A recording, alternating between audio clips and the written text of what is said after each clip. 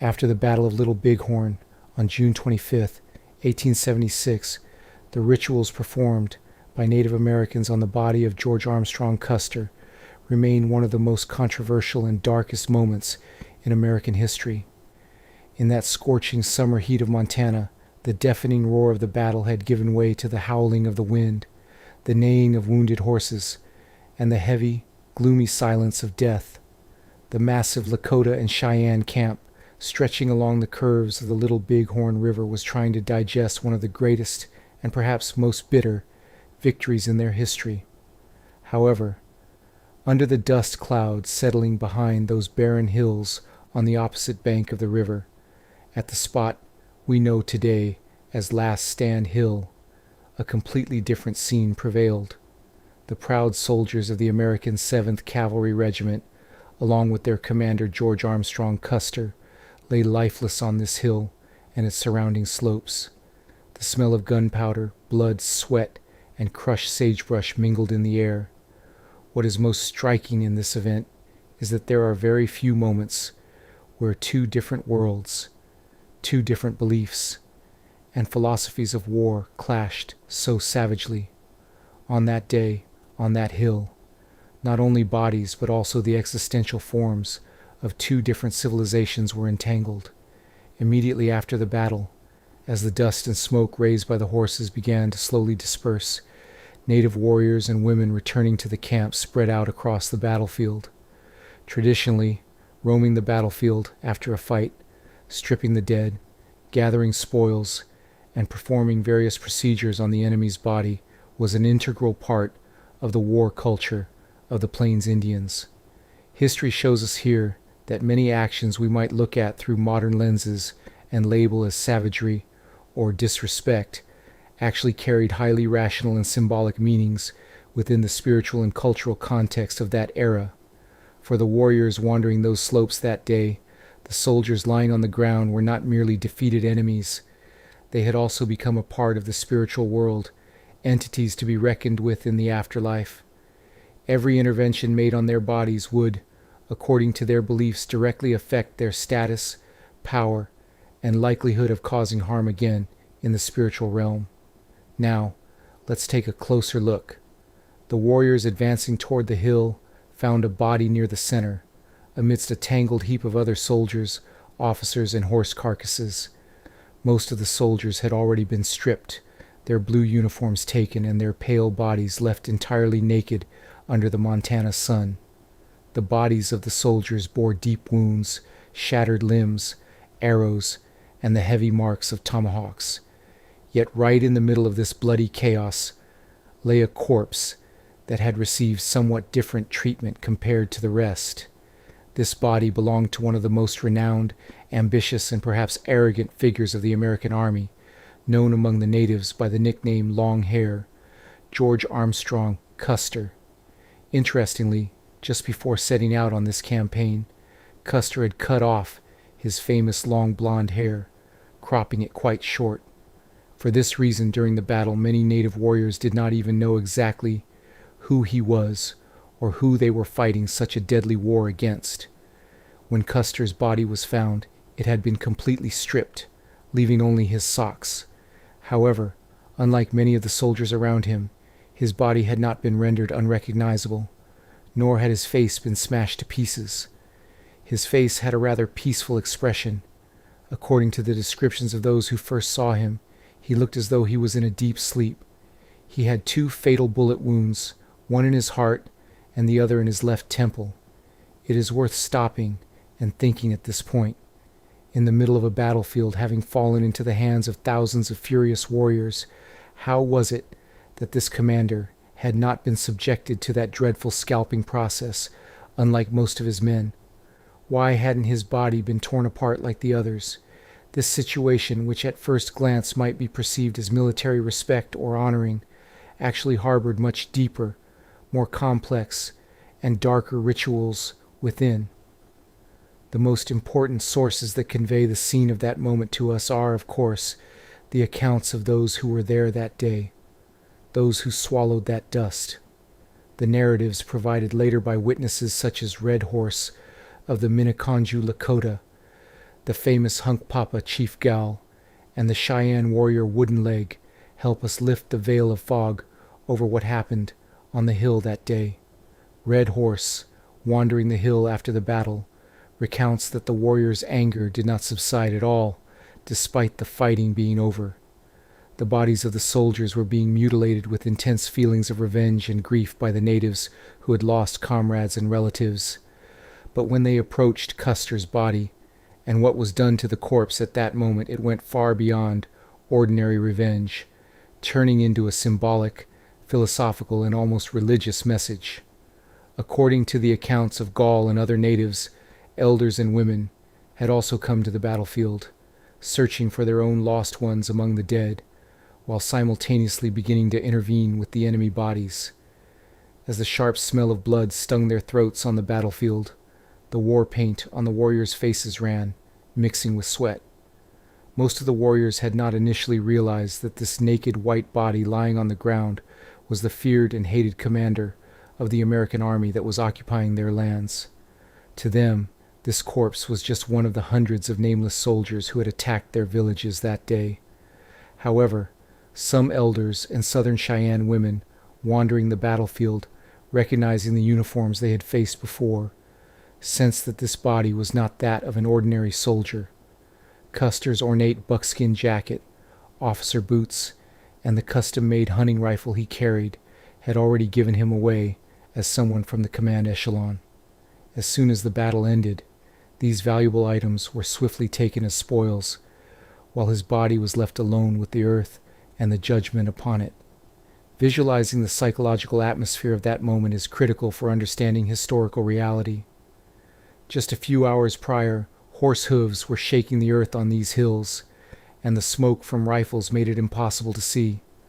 The natives were fighting a fierce existential struggle to protect their villages, their children, and their way of life.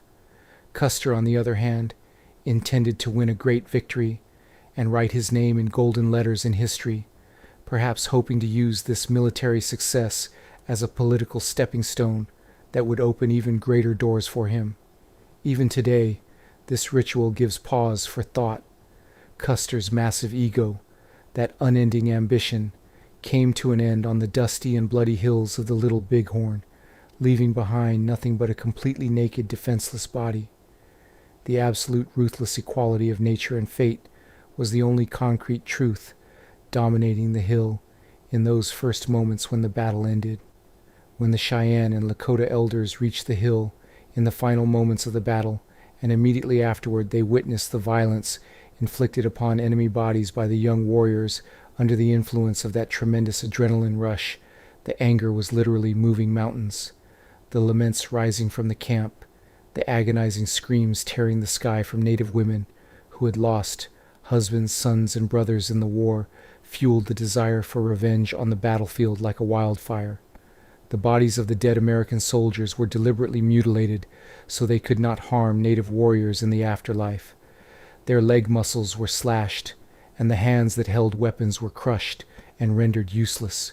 This was not randomness, but the expression of a deep-rooted belief, a kind of spiritual security, ensuring that the enemy's soul would remain weak and crippled even as it passed over. But when it came to the center, the spot where the commander lay, the direction of the wind changed. Those standing over Custer's corpse decided that the treatment applied to him should be different.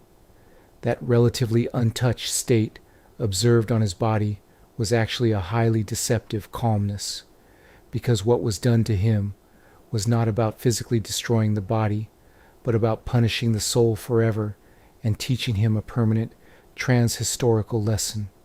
When American soldiers reached this massacre site days later, they would be paralyzed by this mysterious scene and would spend a long time trying to decipher the true meaning behind this ritual. 2 days after the end of the battle, on the morning of June 27th, when the relief troops under the command of General Alfred Terry and Colonel John Gibbon reached the battlefield, the scene they encountered was literally chilling. Over those vast hills of Montana, the heavy and metallic smell of death hung suspended in the air. As soldiers tried to identify the white, bloated, and sun-scorched bodies scattered across the slopes, Their eyes instinctively searched for their commander. When they reached the hill, the point where that last stand took place, they found George Armstrong Custer. Beside him lay his brothers Tom and Boston Custer, his brother-in-law James Calhoun, and his nephew Audie Reed. Yet amidst that pool of blood and shattered corpses, Custer's body initially appeared strangely intact. The American press and military reports of the time quickly set about romanticizing this situation. According to them, the natives had such immense respect for Custer's courage and military genius that they could not bear to mutilate his body. What is most striking in this event is that this approach was entirely the product of Western arrogance and the need to deceive oneself by turning a tragedy into a legend. History shows us here that in the warfare understanding of the Plains Indians, there was absolutely no concept of showing chivalrous respect in the Western sense to an enemy, let alone to someone who occupied their homelands and threatened their families. The reason Custer's body was seemingly not subjected to heavy physical destruction was not respect, but an entirely different reality, harboring much more practical and deeply symbolic reasons. First, we must address the famous issue of scalping, that horrific ritual applied to most of the soldiers. Almost all the soldiers on the battlefield had been scalped. For the natives, this act was not just a token of victory, but meant that the enemy's soul would lose its integrity in the afterlife and wander forever crippled and powerless. So why hadn't the scalp of the American Army's most hated commander been taken? Now let's take a closer look. Shortly before embarking on this fatal campaign, Custer had cut off those famous blonde curls that cascaded over his shoulders and had become practically his signature. His hair was quite short, and moreover, the 36-year-old commander had already begun to bald on top. For native warriors, a scalp was a showy trophy reflecting a warrior's power, to be hung on horse bridles, spears, or war shirts. Sparse and shortly cropped hair held no trophy value for a proud warrior. According to what some witnesses recounted years later, a few warriors had approached the corpse to take his scalp, but upon seeing the condition of his hair, they drew back in disdain. In other words, Custer was spared this procedure not out of respect, but entirely due to the inadequacy of his physical appearance that day and his being deemed worthless as a trophy. It is worth stopping and thinking at this point how simple, ordinary, and practical a truth had birthed that glorious legend of respect passed down through generations. However, the fact that his scalp was not taken did not mean that nothing was done to his body. On the contrary, and what was done to the corpse at that moment was a severe punishment directed straight at his soul, his character, and his arrogance, rather than physical dismemberment. When the Cheyenne women wandering the battlefield found Custer among the corpses, they performed a very specific and targeted ritual. They pulled out sharp bone awls they had brought from their camps, normally used for sewing tents and piercing thick leather. One of the women took the commander's lifeless head between her hands and drove those sharp bone needles deep into both of the commander's eardrums. This was not a momentary outburst of anger or ordinary torment. Behind this act lay a very powerful philosophical message that would make one's skin crawl and be passed down from generation to generation. The story behind this ritual actually dates back years before that day, to 1869, right after the bloody Washita River Massacre. At that time, Custer had smoked a peace pipe with the Southern Cheyennes and sworn that if he ever drew a weapon against the natives again, the Great Spirit would surely destroy him. The Cheyenne leaders had explicitly warned him that day, saying, "Listen to our words, and do not attack us again." But Custer had not kept these words, had broken the treaty, and had set out on that ambitious campaign that paved his own doom. Thus, as those Cheyenne women pierced Custer's eardrums on the smoking battlefield, they were sending exactly this message to the spiritual world. You did not hear what we said while you were alive. You turned a deaf ear to our word of peace and our warnings. Now we are opening your ears wide so that you can hear what is being said to you much better in the afterlife. Even today, this ritual gives pause for thought. The fact that the punishment was given not to the body that would rot away, but directly to the commander's arrogance, to his unhearing and unlistening ego, deepens the dramatic aspect of the event indescribably. Furthermore, according to the statements of some warriors and the reports of those who later examined the battlefield, an arrow had been driven deeply into Custer's thigh bone, very close to the groin area. In fact, some accounts say the arrowhead was placed in such a way as to directly damage his reproductive organs. This act, too, holds a highly explicit and ruthless meaning in the belief symbolism of the Plains Indians. Inflicting damage on a man's reproductive organs or the areas nearby carries the purpose of drying up the enemy's lineage, preventing him from ever gaining strength, multiplying, and posing a threat in the next world. Knowing that Custer had come to eradicate their people, the natives believed that, as a requirement of spiritual justice, his roots should be dried up in the exact same way. His body might not have been crushed with axe blows until his face was unrecognizable, like some of the soldiers around him. But the accurate and symbolic blows he received in a spiritual sense were, according to their belief systems, the greatest and most permanent punishment that could be given to him. All these accounts reveal not only the battlefield of that era, but also the massive ontological abyss between the two clashing cultures. On one side was an American army that measured the value and honor of people with epaulets, uniforms, and medals. On the other was a spiritual justice understanding that decided whether the enemy's honor and power would be carried into the next realm, where every move held a supernatural meaning. These secrets and hidden truths revolving around Custer's corpse paved the way for the commander to grow into a massive legend in American pop culture after his death. For years, painters depicted him as an invincible hero, fighting shoulder to shoulder with his loyal soldiers until his last breath, his shining sword in hand, his long blonde hair waving in the wind. Yet in reality, on that hill, he had neither a sword in his hand, nor waving blonde hair, nor that romanticized tableau of heroism. There was only a mortal body left stark naked, its ears pierced, a victim of its own ambition, abandoned to the ruthless, non-judgmental silence of nature. At this point, delving deeper into the psychological dimension of the event can lead us to much more striking conclusions. For the native women and warriors present on the battlefield, that moment was the seconds when the accumulation created by hundreds of years of existential anger, land loss, and endless betrayals was released. For them, Custer was not just a simple cavalry officer. He was the physical embodiment of that ruthless white mechanism that brought disease upon them, starved their children, and destroyed the buffalo herds they considered sacred for sport. Every ritual applied to his lifeless body was actually a symbolic blow struck at the heart of that destructive machine. Looking back, we see that none of these actions were done in a state of momentary blind hysteria or random madness, but rather it was a highly conscious pursuit of justice, knowing exactly what it was doing and strictly adhering to cultural codes.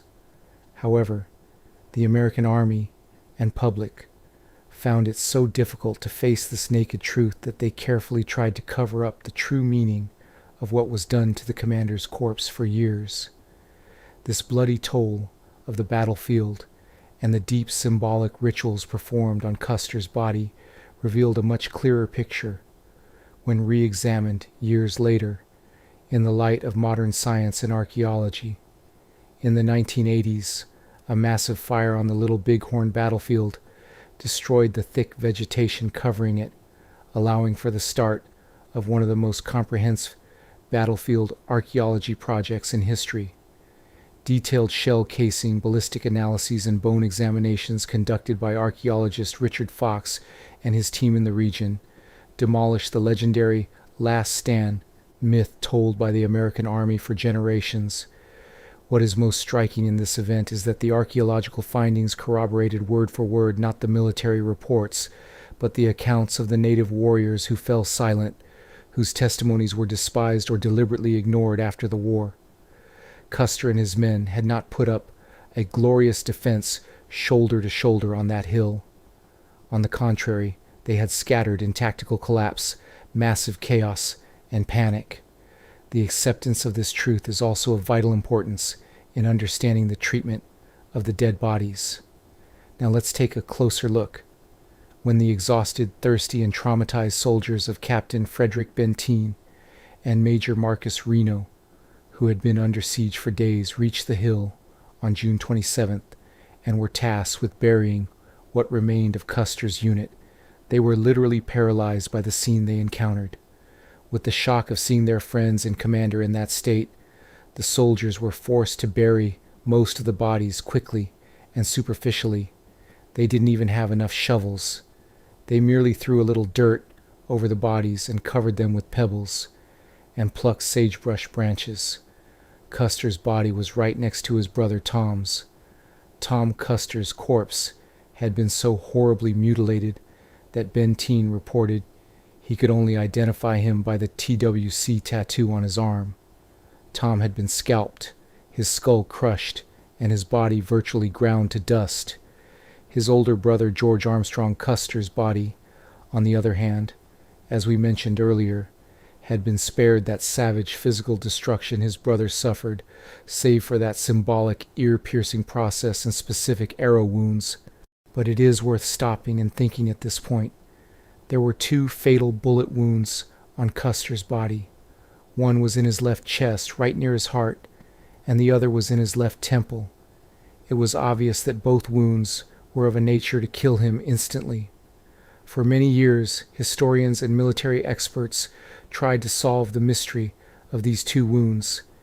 Did Custer commit suicide at the last moment to avoid falling into the hands of the natives alive and being subjected to those horrific tortures? The fact that he was not left-handed and that the wound on his temple was on the left side weakened this possibility. According to the accounts of Cheyenne warriors and women, especially the narratives of Waterman and Wooden Leg, who took part in the battle, it was impossible to know exactly who shot whom in that cloud of dust that day. Wooden Leg even recounts that many soldiers committed suicide with their own weapons in a panic, while some froze in fear. It is highly probable that the bullet in Custer's temple was fired as a guarantee shot by a warrior who wanted to make entirely sure the body lying on the ground was dead after the chaos of battle ended, meaning it was squeezed as part of a post-battle ritual. And what was done to the corpse at that moment is not merely an act of killing, but also the process of sealing the enemy to that soil definitively and irreversibly. History shows us here that in the world of the Plains Indians, a person's belongings, clothes, and weapons were considered extensions of their power. The complete stripping of Custer and his soldiers was not merely material looting or greed for spoils. The blue uniforms, brass buttons, and leather boots of the American Army were symbols of overwhelming power, occupation, and death for the natives. Pulling those uniforms off the soldiers was actually stripping away the authority, the claim to civilization, and the arrogance of the American Army in that region. Custer's custom-made, flashy buckskin jacket was taken off him as soon as the battle ended, erasing every trace indicating his commander's status. Left stark naked in the middle of nature, under the buzzing flies and scorching sun, Custer was no longer a general or a legendary hero. He was indistinguishable from a helpless, ordinary human being who had succumbed to the rules of nature. In the native philosophy of nature, this is the ritual of cleansing the enemy of his own arrogance and returning him to his most vulnerable, most primitive state in which he was created. Even today, this ritual gives pause for thought, because very few moments throughout the history of colonialism have witnessed an occupying force being stripped and punished with such absolute symbolic and philosophical depth by an indigenous people. Years later, when the Lakota chief Red Horse recounted that day using sign language and drawings. He felt no need to hide what had been done to the soldiers' bodies. On the contrary, he presented it as a perfectly natural outcome. In Red Horse's drawings, American soldiers are generally depicted as headless or with severed limbs, revealing just how intensely the spiritual dimension of the war was experienced. For them, this battlefield was not just a tactical point of victory, but a sacred sacrificial ground where universal balance was restored. And Custer's corpse was the greatest offering, standing right at the center of this balance. The American public, however, could never accept this truth as it was. Custer's widow, Elizabeth Bacon Custer, dedicated the rest of her life to protecting her husband's reputation and keeping him alive as a legend. She was one of the most important figures who instilled in the press and the public the idea that her husband's body had actually been preserved not out of some sort of humiliation by the natives, but out of the immense respect they felt for him. Thus the truth of the man whose ears were pierced, who was left naked and subjected to a spiritual punishment on the battlefield, gave way to the myth of that flawless American hero who fought to his last bullet, and before whom even his enemies bowed in respect. Yet the truth lay on those windy, silent slopes of the Little Bighorn Hills, behind Custer's seemingly peaceful but spiritually entirely imprisoned body with its 2 bullet wounds. While the tremendous enthusiasm of the Centennial of Independence was being experienced in Philadelphia on the east coast of the United States, while massive steam engines and modern technologies were being exhibited, telegrams coming from those desolate hills of Montana cast a pall of death over the entire country. The annihilation of the 7th Cavalry Regiment, the Army's most elite and trusted unit, and especially Custer's bitter end, created an unprecedented shockwave in the American public. History shows us here that for Victorian-era American society, death, bodily integrity, and respect were highly sacred and inviolable Western concepts. A soldier dying with honor in battle, falling shot in the chest, was an acceptable and even glorifiable tragedy. But acts such as stripping a body naked after death, mutilating the face, or piercing the ears were coded by the mindset of the era as absolute savagery and incomprehensible barbarism contrary to human nature. Yet, as we detailed earlier, for the Plains Indians, this was the clearest indication that the war did not merely end in the physical world, but continued in the metaphysical and spiritual dimensions as well. American society could never read the ritualistic traces on that body in their proper context. They chose to perceive them merely as acts of blind hate crimes. Now let's take a closer look. Exactly 1 year after the event, in the summer of 1877, a special detachment from the American Army returned to that cursed hill, the spot we call Last Stand Hill today, for a heavy and gloomy task. Their goal was to extract the remains of General Custer and other ranking officers from those shallow, makeshift graves and take them back east to West Point for an honorable military funeral befitting their glory. However, when the soldiers reached that desolate battlefield months later, the scene they encountered slapped them in the face with the bitter truth of just how helpless and inadequate even that first hasty burial had been in the face of nature. Montana's harsh winter, freezing colds, violent spring rains, and most importantly, hungry wolves and coyotes had long since scavenged those hastily dug shallow graves, scattering the soldiers' bones across a wide area among the sagebrush thickets. That grave where Custer lay side by side with his brother Tom had also suffered heavily from these natural events and the intervention of wild animals. When the grave was opened, all that remained of the structural integrity of that magnificent commander were bleached, intertwined bones. It is worth stopping and thinking at this point. During the first burial, made after that bloody day in 1876, surviving soldiers had draped a camp blanket over Custer and driven a wooden stake at his head, placing inside it an empty bullet casing containing a piece of paper with his name written on it, to protect him somewhat, and be able to find where he lay in the future. But for those who came to collect those bones in 1877, differentiating exactly which bone belonged to Custer and which to the other officers or privates beside him had turned into an almost impossible puzzle.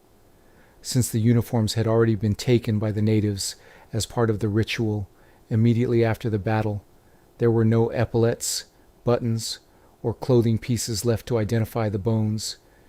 The assigned soldiers gathered the largest and sturdiest bones they found closest to the spot where the old stake had been, placed them in a wooden coffin, and officially decreed this to be George Armstrong Custer. Even today, whether all the remains lying under that magnificent monument in the West Point Military Cemetery truly belong to Custer is a matter of great and unsolvable debate among historians. Perhaps a large part of Custer's bones is still on that hill, mingled with the harsh soils he fought for, despised, and ultimately succumbed to. What is most striking in this event is that the deeply shocking ritual of spiritual imprisonment performed by the Native Americans on Custer's corpse was completed almost flawlessly with the ruthless participation of nature. That dark process initiated by Cheyenne women with sharp bone awls and sealed by warriors with symbolic arrow strikes reached an absolute conclusion with wild nature slowly consuming and scattering the body. The American army tried to take those bones back east to the heart of civilization in an attempt to restore his honor, to save him from those wild, unyielding lands. But from a spiritual perspective, looking through the unshakable window of native belief, the job was long done. The seal had already been set. Custer's boundless arrogance had long embarked on a dark, deaf, and silent afterlife journey along with those pierced eardrums, and his body could never be fully torn away from those lands. And what was done to the corpse, at that moment looking back, was not just the tragic end of a single man with a massive ego, but also an irreversible breaking point that determined the fate of an entire nation and the demographic future of a continent. The story of Custer's condition on that hill, stark naked, his ears pierced, abandoned, to the mercy of nature, spreading from ear to ear, from newspaper to newspaper, handed the American government and army the massive, unquestionable justification for revenge they needed on a silver platter. The thought that they did this to our golden-haired boy, the hero of our nation, consolidated public opinion so much that all political and moral restrictions on the Army's Indian policies were lifted overnight. Washington issued massive funds, raised new armies, and launched an unprecedentedly brutal winter campaign to completely wipe the Plains Indians off the map, mercilessly destroy those who resisted or starve them into reservations. On that hot June afternoon, on that blood-scented hill, the Native Americans had spiritually punished a general, rendered him deaf forever, and won a decisive, indisputable military victory against the American army. Even today, this ritual gives pause for thought, because the price of this great tactical victory and the heavy symbolic punishment applied to that body would be the permanent end of their independent way of life, their millennia-old nomadic culture, and their freedoms. Custer did not only lose his own life on that hill that day, his shattered body and crushed arrogance also became the greatest excuse for the terrible iron fist that was about to come crashing down upon an entire indigenous civilization. As the dust and smoke of the war dispersed in years past, the real battle of that bloody afternoon on the Little Bighorn Hills began to be fought not with weapons, but over memories and narratives, because the American public could not face the heavy truth of that stark, naked, ear-pierced body abandoned to nature. It opted to create a massive illusion. What is most striking in this event is that a nation, in order to overcome its own trauma, completely twisted the truth, reducing the profound spiritual rituals experienced on the battlefield to a mere story of barbarism, a tale of savagery. Yet for those who performed those actions on those slopes, the situation was completely different. They knew very well what they were doing, to whom they were doing it, and most importantly, why they were doing it. While flashy newspaper headlines on the East Coast painted Custer as a saint, a legend who made even his enemies bow down, the stories whispered on the windy and cold reservations of Montana were passed down from generation to generation as philosophical lessons of how arrogance and betrayal are punished in the spiritual world. Now, let's take a closer look. The Lakota and Cheyenne warriors who were forced to surrender to the American army or were confined to reservations at that time carefully avoided telling outsiders about what happened on the hill that day, especially what was done to Custer's body, for a long time. The reason for this was certainly not a feeling of guilt or shame. This situation was entirely a rational survival instinct. They knew very well that the white man would never understand the symbolic and religious rituals performed on their commanders, and would only use this as an excuse to shed more blood, take more land, and exact further revenge. But years later, when the danger had relatively passed, warriors like Wooden Leg or chiefs like Red Horse, who began to speak, presented the psychology of that moment to us with all its nakedness and incredible calmness. In their narratives, no action directed at a corpse is passed off as a boast of savagery. It is important to remember those strange moments of silence Wooden Leg mentioned in his memoirs. When the noise of battle ended, in that heavy philosophical moment of silence that descended upon the camp of thousands of natives, the only sounds around were the wails of mourning women and the resolute whispers of those performing their rituals on the battlefield. As they wandered among the bodies of the soldiers, they were taking an imperative step toward realigning a disrupted balance with nature and the realm of spirits. It is worth stopping and thinking at this point. Visualize those famous Custer's Last Stand paintings hanging in almost every bar, saloon, and barbershop in America during the late 19th century. In those romantic paintings, Custer is depicted as an invincible hero, almost a demigod, standing tall until his last breath against the surrounding crowds in his flawless and gleaming uniform, his shining sword in hand, and his long blonde hair blowing in the wind. Yet in reality, on that hill that day, neither was Custer's hair long, nor did he have a sword in his hand, nor was a single piece of that glorious uniform left on him.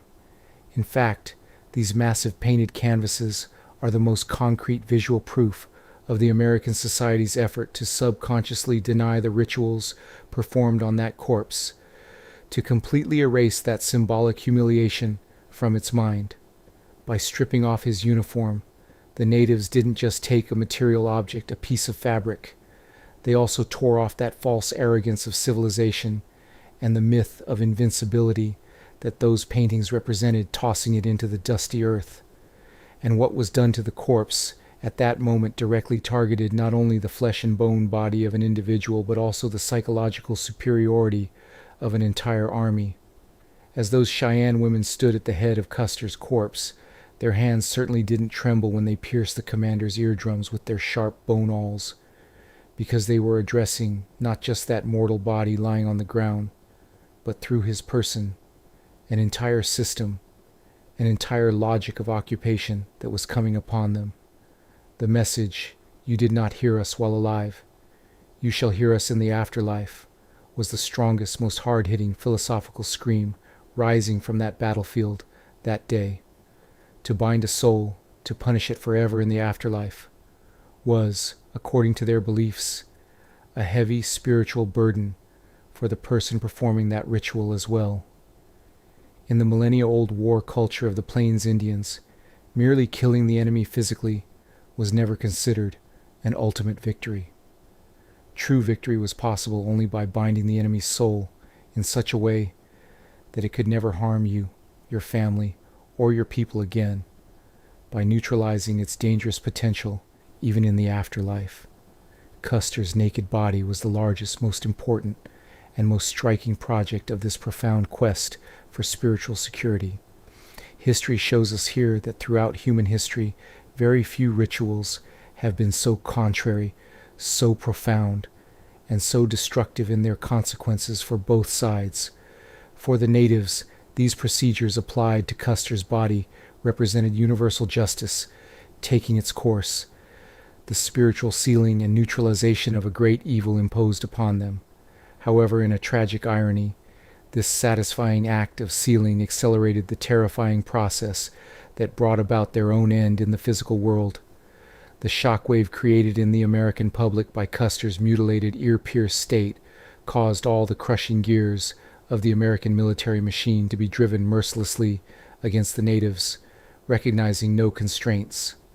That flawless spiritual ritual performed that day turned, in a sense, into the death warrant of the independent Indian way of life. Sometimes in history, a moment of victory harbors the seeds of the greatest and most permanent defeat within it.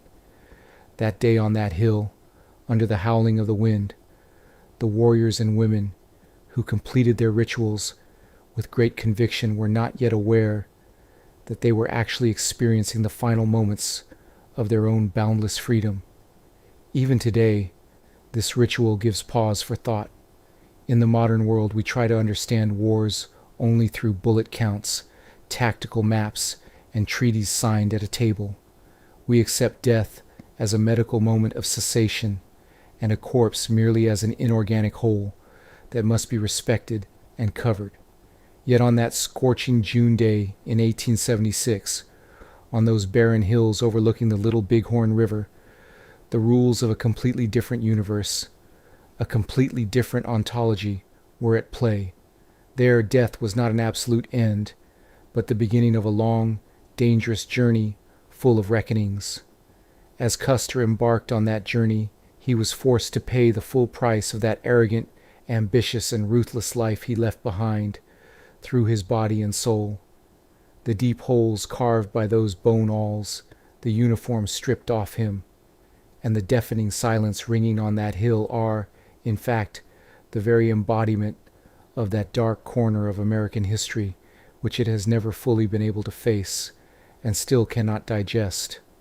This story, which began with the naked and ear-pierced body of George Armstrong Custer on the bloody hills of the Little Bighorn, is the tale not only of a military defeat, but also of one of the greatest breaking points in American collective memory.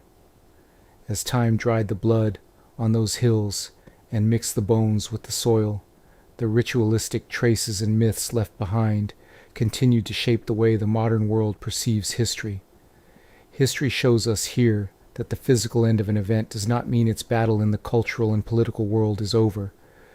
On the contrary, the intense debates over what was done to Custer's body turned into a defensive arena for over a century, where both white America and the native peoples defended their own identities, righteousness, and pain. Now let's take a closer look. Throughout the 20th century, the Little Bighorn battlefield was viewed as a sacred shrine of American nationalism and the ideal of westward expansion. For many years, its official name remained the Custer Battlefield National Monument. The millions of people who visited this place were told the story of white martyrs dying heroically against savage barbarians, rather than the profound search for spiritual justice behind those pierced ears and stripped uniforms. However, history eventually executes its own justice, just like those silent wheels turning on the hill that day. By 1991, the American Congress took a historic decision and changed the name of this place to the Little Bighorn Battlefield National Monument. This was not just a nominal change. It was the official acknowledgement that on that day on that hill, not only Custer, but also the one-sided, dictatorial historiography he represented, had finally been defeated. It is worth stopping and thinking at this point. Today, when you visit those silent slopes, right on the other side of the hill rises a massive circular monument dedicated entirely to the memory of native warriors, opened in 2003, the Indian Memorial. On the walls of this monument are the names of the Lakota, Cheyenne, and Arapaho warriors who fought that day, and the messages of peace from their descendants. Interestingly, the design of the monument is such that when you stand inside, those iron silhouettes looking up at the sky seem to be shouting their own stories along with the wind that has blown on that hill for over a century, the words spoken by the Cheyenne women as they pierced Custer's ears that day, the whisper of, "Now you will hear us better," in the afterlife, have practically taken flesh and bone in the silence of that modern monument today. The white man's world, even if a century later, was finally forced to hear and understand what happened on that hill that day and what those rituals meant. Even today, this ritual gives pause for thought, because the secrets woven around Custer's corpse are actually universal metaphors for colonialism and cultural blindness. Custer, like many occupying commanders before him, viewed the people he faced merely as figures that could be subjugated by military power, lacking beliefs and philosophies. He had underestimated their vows on the peace pipe and that deep, unshakable bond they established with nature. But on that scorching June day, the rules of the spiritual world completely nullified his military genius and modern weapons, and what was done to the corpse at that moment was not merely a cry of revenge, but a timeless seal reminding arrogant humanity that nature and universal balance must never be taken lightly. Looking back, the 5-part analysis of this massive tragedy shows us that history does not consist only of dry military reports written by the victors. History is hidden between the lines of those reports, beneath that soil, in the invisible yet permanent marks left by the bone awls driven into the eardrums of a body left entirely naked. George Armstrong Custer, on that path he set out upon, to go down in American history as a brilliant general, remained forever a mute, deaf, and defenseless mortal on the dusty slopes of the Little Bighorn. The natives, on the other hand, might have paid the final great price for their freedom in the physical world that day, but in the spiritual realm, with that profound seal of justice they stamped upon the body of that arrogant commander, they left a relentless signature in the memory of history that will never be erased. The wind blowing over the Little Bighorn continues to whisper the same ancient truth to those who wander those hills today. The ears of those who do not listen will, sooner or later, inevitably be opened wide by history.